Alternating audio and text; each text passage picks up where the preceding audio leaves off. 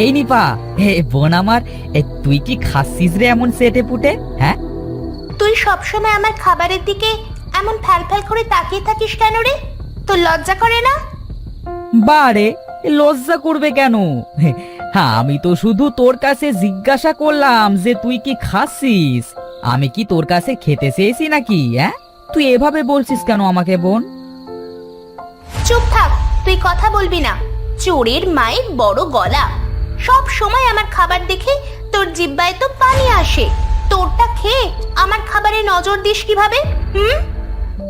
বোন আমার, তুই থাম এবার। তোকে তো আমি কিছু বলিনি, তুই আমার উপরে এমন রাগছিস কেন? কি রে মাদর ছেলে, তোর আবার কি হলো? কি নিয়ে এত ঝগড়া করছিস আমার মেয়ের সাথে? না মা, আমি তো ঝগড়া করছি না। নীলা কি খাচ্ছিল তাই জিজ্ঞাসা করছিলাম।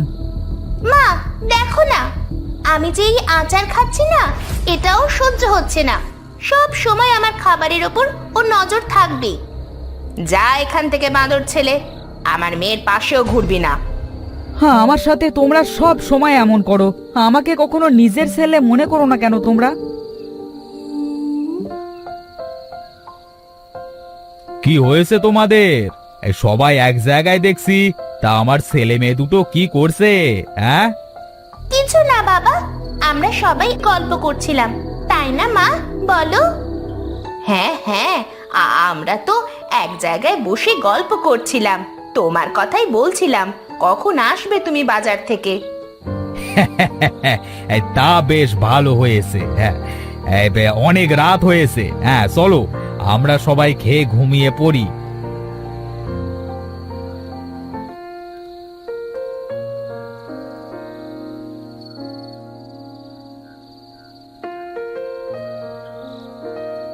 বাবা নীরব, তুই এমন এক কোনায় বসেছিস কেন রে?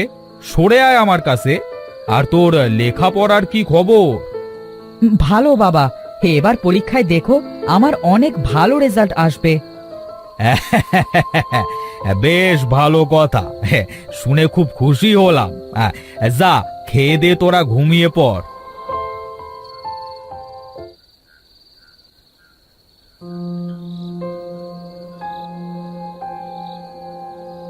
মা, ও মা আমার, কোথায় তুমি?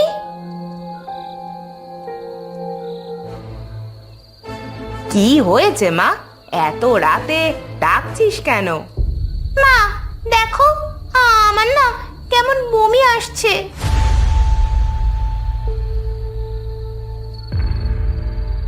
ও মা আমার, কি হলো তোর? আমার মেয়েটার বদ নজর লেগেছে।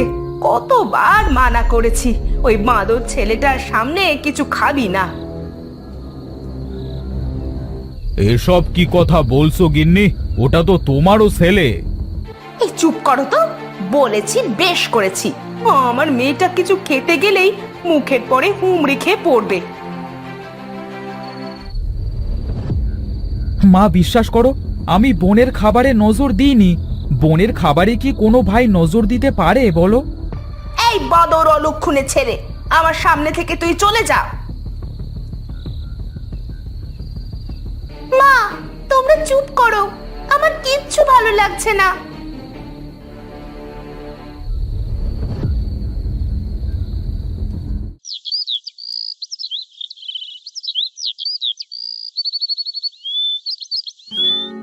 ওগো, আমি এখন কি করব? আমার মেয়েটাকে নিয়ে আমি এখন কোথায় যাব? শান্ত হও গিন্নি, শান্ত হও। দেখি আমার দ্বারা কিছু করা যায় কিনা।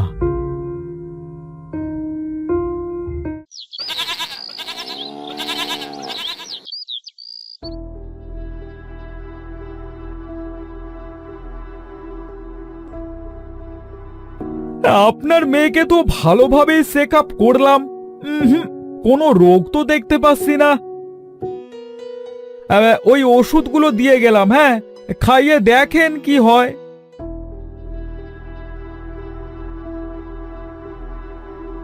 ওগো, এবার আমাদের কি হবে? এই কয়দিনে তো কত ডাক্তার দেখালাম, কিন্তু আমার মেয়েটা যে সুস্থ হচ্ছে না। মা, তোমরা ভেবো না, দেখি আমি বোনের জন্য কিছু করতে পারি কিনা। কত জায়গায় তো দেখালাম মেয়েটাকে, সুস্থ তো হলো না। তুই আর কি করবি বাবা? তোর কিচ্ছু করা লাগবে না। তোর জন্যই আজ আমার মেয়েটার এই অবস্থা। বাবা, আমি যাচ্ছি। যতদিন আমার বোনের জন্য ভালো কোনো ডাক্তারের খোঁজ পাবো না, ততদিন আমি বাড়ি ফিরবো না।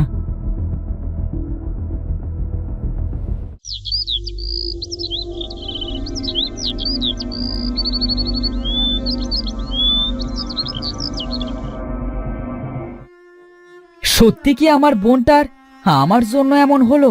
কিন্তু আমি তো আমার বোনের খাবারে নজর দিইনি, তাহলে কেন এমন হলো? এখন আমি কি করব? হ্যাঁ, আমি যে মরে গেলাম। মানুষ কেন বনের প্রাণীদের গায়ে এভাবে তীর মারে? এমন কেউ কি নেই আশেপাশে যে আমার গায়ের এই তীরটা বের করে দেবে?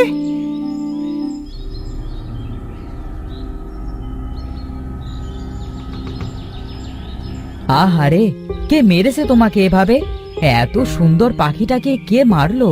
কার মনে দয়া মায়া নেই? দয়া করো পথিক ভাই, দয়া করে আমার শরীর থেকে তীরটা বের করে দাও। আমার যে খুব কষ্ট হচ্ছে।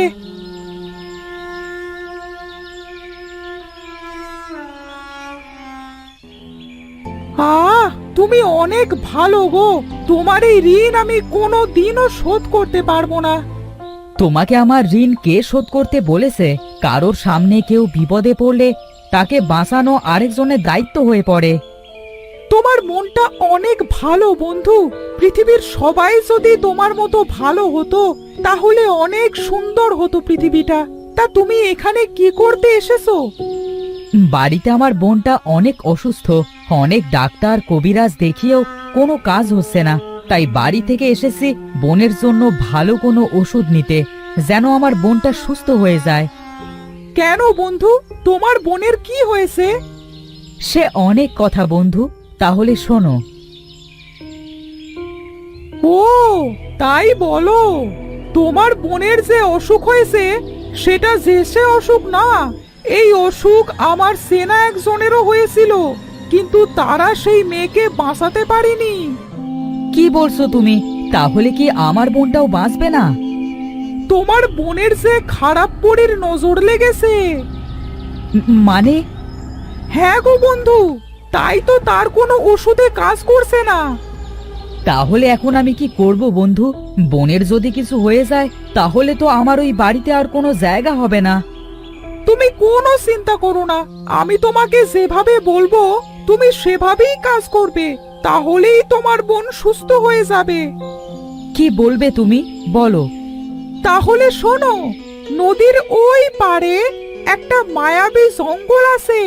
সেখানে খারাপ পরীর বসবাস, বুঝলে? ওই খারাপ পরীর মেয়ের মানুষের আচার বানানো খুব পছন্দ করে। তাই সে যাকে আচার খেতে দেখে তার ওপরেই নজর দেয়। বলো কি বন্ধু?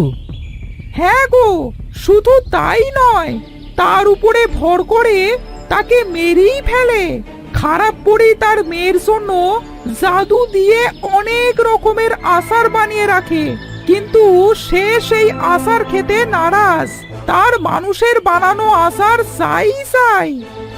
তাহলে এখন কি করব আমি? তুমি যদি ওই মায়াবী জঙ্গলে গিয়ে খারাপ পরীর বানানো জাদুর আচার এনে তোমার বোনকে খাওয়াতে পারো, তাহলেই তোমার বোন আবার সুস্থ হয়ে যাবে। কিন্তু আমি কিভাবে যাব ওই মায়াবী জঙ্গলে? এই বনের ভিতরে মাঝের দিকে গিয়ে দেখবে একটা মায়াবী ময়ূর গাছ আছে। সেই গাছের একটা পালক ছিঁড়ে নেবে। পালকটাই কি আমাকে ওই বনে নিয়ে যাবে? হ্যাঁ, ওই পালককে তুমি বলবে, মায়াবী পালক, তুমি আমাকে মায়াবী জঙ্গলে খারাপ পরীর প্রাসাদে নিয়ে যাও। সে তোমাকে সেখানে নিয়ে যাবে, কিন্তু সাবধান, তারা যেন ভুলেও বুঝতে না পারে যে তুমি জাদুর আচার চুরি করতে গেছো। কেন? তারা যদি বুঝতে পারে তবে কি আমাকে মেরে ফেলবে? হ্যাঁ, মেরে তো ফেলবেই। কারণ তুমি যদি একবার ওই মায়াবী বাগানে যে খারাপ পরীদের জাদুর আসার চুরি করো, তাহলে খারাপ পরীর জাদু শক্তি নষ্ট হয়ে যাবে, আর কোনো দিনও সে জাদু দিয়ে আচার বানাতে পারবে না। কিন্তু জাদুর আচারটা আমি পাবো কোথায়? দেখবে প্রাসাদের ভিতরের ডান পাশে পরীর মেয়ের ঘরে রাখা আছে। আচ্ছা বন্ধু, তোমাকে অনেক ধন্যবাদ। তাহলে আমি আসি। আচ্ছা বন্ধু, তুমি তাহলে যাও, আবার দেখা হবে তোমার সাথে।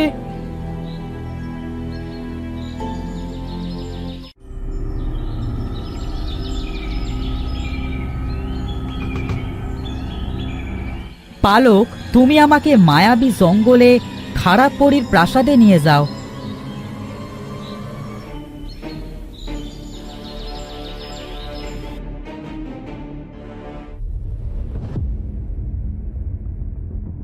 দাঁড়াও পালক এখানে।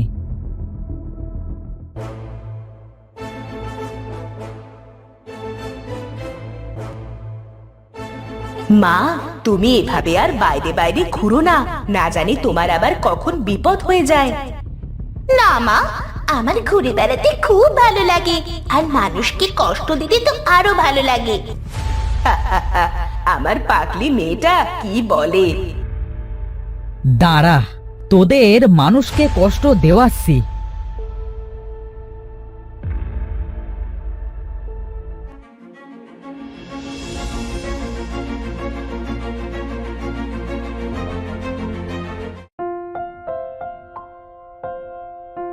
পালক, এবার আমাকে আমার বাড়ি দিয়ে এসো।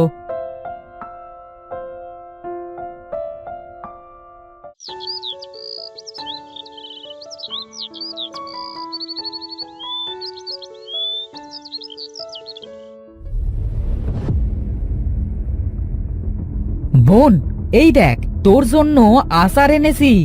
এবার তুই সুস্থ হয়ে যাবি।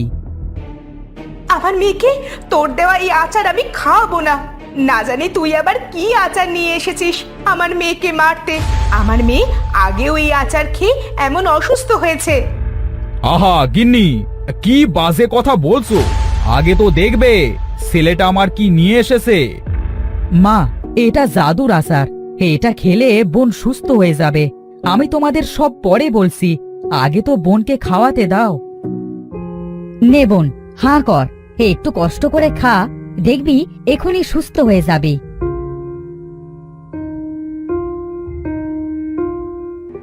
ভাইয়া, আমার তো এখন খুব ভালো লাগছে। দেখো ভাইয়া, আমায় কেমন সুস্থ দেখাচ্ছে। তুমি এটা কেমন আচার খাওয়ালে আমায়? শুনবি? তাহলে শোন।